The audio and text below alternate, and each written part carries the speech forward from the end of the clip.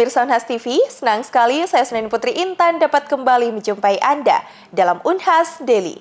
Dalam beberapa menit ke depan, kami akan menyajikan berita-berita terpercaya hanya untuk Anda. Akibat takut ketahuan hamil di luar nikah, seorang wanita muda di Makassar memilih untuk melakukan aborsi terhadap bayinya. Tindakan serupa pun kerap kali terjadi di kalangan masyarakat, terutama bagi kehamilan yang tidak diinginkan. Lantas, apakah aborsi dapat menjadi solusi? Dan apa saja implikasi hukum dan medis bagi pelaku? Berikut informasi selengkapnya untuk Anda. Baru-baru ini viral di media sosial, seorang wanita muda melakukan aborsi menggunakan pil obat penggugur kandungan. Mulanya tindakan tersebut dicurigai ketua RT setempat setelah ia dan pacarnya mengurus surat kematian ke RT setempat. Alhasil terungkap fakta bahwa ia telah 2 tahun tinggal bersama dengan pacarnya alias kumpul kebo dan aborsi yang dilakukan akibat takut ketahuan oleh orang tuanya. Aborsi alias abortus atau yang lebih sering disebut keguguran adalah kematian janin dalam kandungan sebelum usia kehamilan mencapai 20 minggu. Abortus dilakukan untuk mengakhiri kehamilan dengan jalan menghancurkan janin dalam kandungan. Aturan mengenai aborsi sendiri diatur dalam pasal 75 Undang-Undang Nomor 36 Tahun 2009 tentang kesehatan. Dalam undang-undang tersebut dinyatakan bahwa aborsi di Indonesia tidak diizinkan kecuali untuk kondisi darurat medis yang mengancam nyawa ibu atau janin atau abortus medisinalis, serta bagi korban pemerkosaan. Ya, baik, terima kasih. Jadi aborsi itu adalah sama dengan pengguguran kandungan, ya. Itu aborsi itu diatur di dalam Undang-Undang Kesehatan dan juga di dalam Kitab Undang-Undang Hukum Pidana kita di Indonesia. Nah, akan tetapi Undang-Undang Kesehatan kita ini kan mengalami perubahan, ya, mengalami perubahan yang signifikan. Dia mengikuti Omnibus Law. Jadi Undang-Undang Kesehatan yang lama Nomor 36 Tahun 2009 itu sudah berubah menjadi Undang-Undang Nomor 17 Tahun 2023 tentang kesehatan. Nah, berdasarkan dari pertanyaan adik tadi bahwa sebenarnya aborsi itu diperbolehkan. Akan tetapi ada alasan-alasan tertentu yang memperbolehkan terkait dengan aborsi itu, ya. Yang pertama adalah karena adanya alasan kesehatan, ya. Yang kedua karena adanya alasan perkosaan atau pemerkosaan. Nah, di dalam Undang-Undang Kesehatan kita yang baru, Undang-Undang Nomor 17 Tahun 2023 tentang kesehatan, itu diatur di dalam pasal 60, ya, Undang-Undang Kesehatan, aborsi diperbolehkan jika yang pertama aborsi diperbolehkan dan hanya dapat dilakukan oleh tenaga medis dan dibantu oleh tenaga kesehatan yang memiliki kompetensi dan wewenang. Yang dimaksud dengan kompetensi dan wewenang itu yang memiliki misalnya surat tanda registrasi, ya, surat izin praktek, ya, dan lain-lain sebagainya. Yang kedua, aborsi dapat dilakukan pada fasilitas pelayanan kesehatan yang memenuhi syarat yang ditetapkan oleh menteri, ya.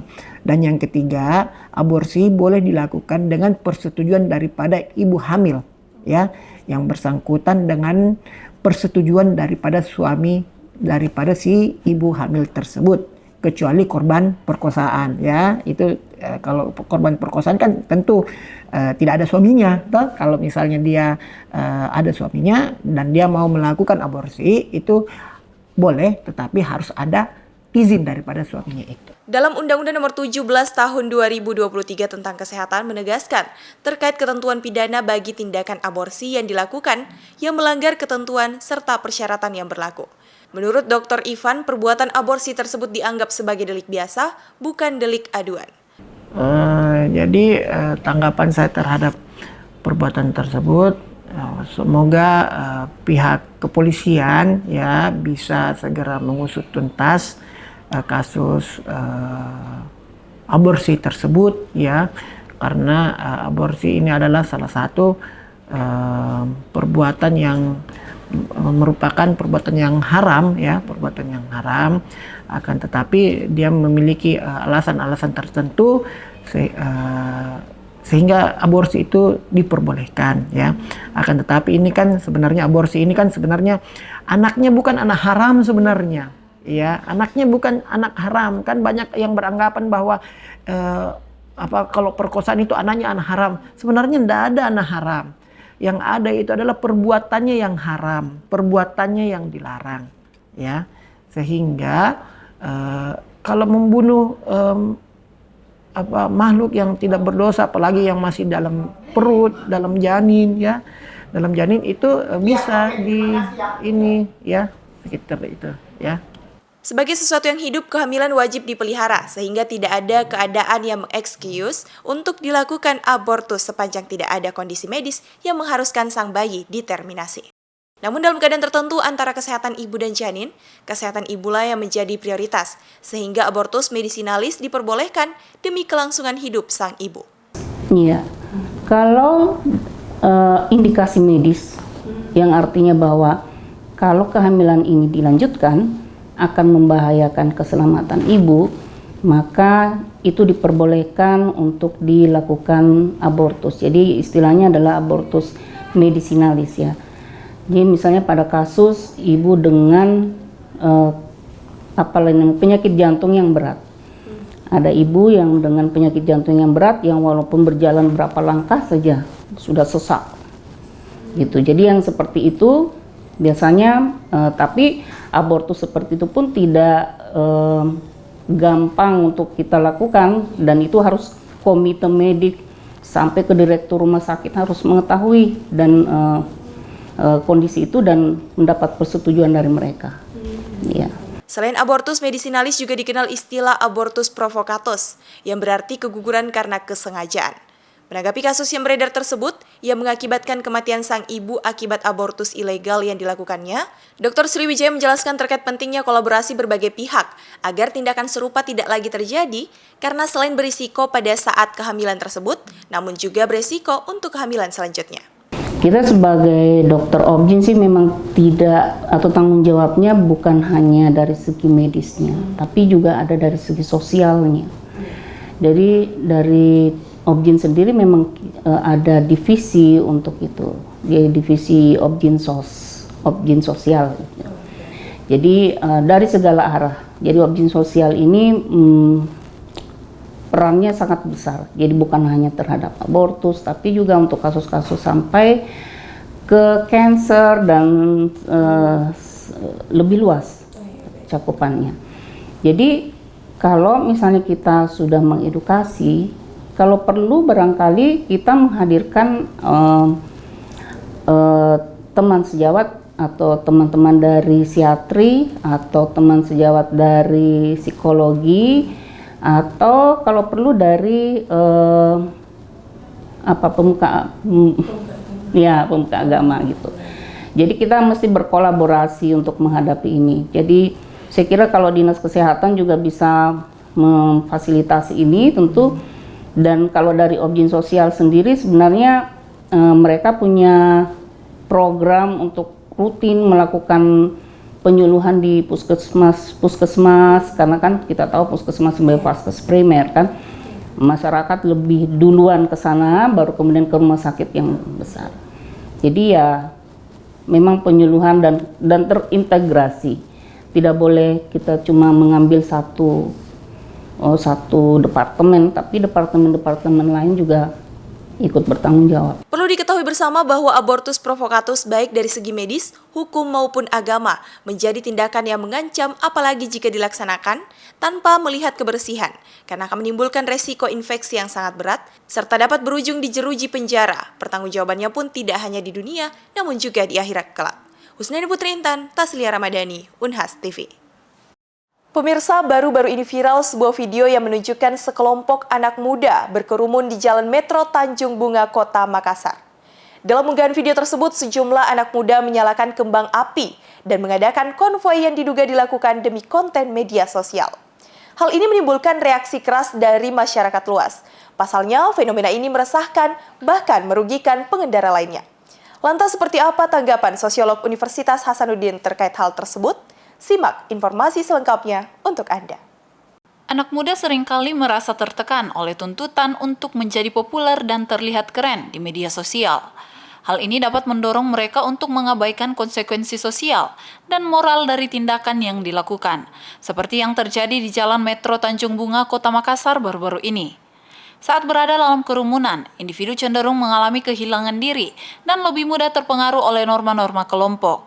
Dalam situasi ini, keinginan untuk bersenang-senang dan mendapat pengakuan dari sesama kelompok dapat mengalahkan pertimbangan etis, bahkan dapat membuat seseorang hilang kendali atas dirinya sendiri. Jadi berbicara tentang kasus fenomena hari ini ya, jadi kita melihat dulu tentang bagaimana sih dasarnya manusia itu seperti apa. Jadi manusia itu merupakan makhluk sosial yang dimana itu mereka punya orientasi ingin berkelompok. Ketika orang berkelompok itu pasti dia memiliki ada kesamaan, dia ada visi misi yang serupa, ada kecocokan segala macam. Maka akhirnya dia membentuk sebuah kelompok atau sebuah kegiatan. Nah, karena sekarang ada di masa arus percepatan cukup cepat, sistem informasi yang begitu masif, maka terjadilah bentuk bentuk imitasi dari sosial media. Nah, karena bentuk imitasi tersebut itu otomatis kelompok tersebut ingin menunjukkan sebuah perilaku yang kayaknya saya harus melakukan buat tindakan serupa deh kayaknya. Perilaku FOMO. Nah, karena seperti itu karena kalau konsep kebutuhan dari konsepnya Maslow adalah paling atas adalah aktualisasi. Dia ingin menunjukkan juga melakukan seperti itu, men-show up, melakukan sebuah tindakan yang serupa, baik itu sifatnya terstruktur maupun sifatnya spontanitas. Nah, kalau berbicara tentang dampak dari tindakan tersebut, saya rasa mungkin itu sudah melanggar norma ya, karena pertama adalah merugikan masyarakat atau merugikan orang banyak, apalagi di jalan raya yang cukup masif di kondisi tertentu juga seperti itu. Adnan Khashoggi menyampaikan bahwa hal ini terjadi karena faktor FOMO, baik yang terstruktur maupun spontanitas. Ketika kelompok terbentuk, maka pasti anggota kelompok tersebut akan memiliki bentuk pemikiran yang sama atau serupa. Ia juga menyampaikan dampak dari apa yang dilakukan oleh pemuda-pemuda ini sudah melanggar norma yang berlaku. Hal ini dikarenakan sudah merugikan orang banyak, apalagi di jalan yang cukup masif. Mungkin saya bisa barangkali memberikan semacam bentuk stimulus saja bahwa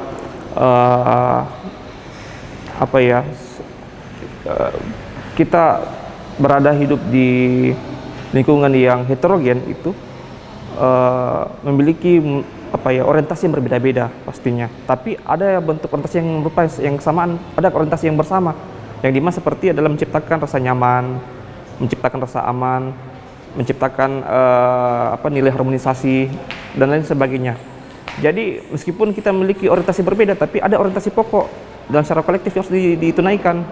Nah, jadi untuk melakukan sebuah tindakan itu perlu sebaik mungkin difikirkan baik-baik bagaimana cara tindakan tersebut tidak merugikan banyak orang seperti itu. Termasuk masalah mungkin barangkali konvoi yang dapat mengganggu ketertiban ruang publik dan lain sebagainya seperti itu. Adnan Khashoggi menghimbau bahwa sangat diperlukan edukasi dan adanya peran penting dari kepolisian untuk mengamankan para kelompok-kelompok yang dianggap mengganggu kenyamanan dan ketertiban masyarakat dalam berlalu lintas, serta pentingnya konten bermoralitas yang bersifat edukatif. Andrea Ririn Karina, Taslia Ramadhani, Unhas TV. Pemirsa, berita tadi sekaligus menutup perjumpaan kita hari ini. Terus saksikan Unhas Daily hanya di Unhas TV.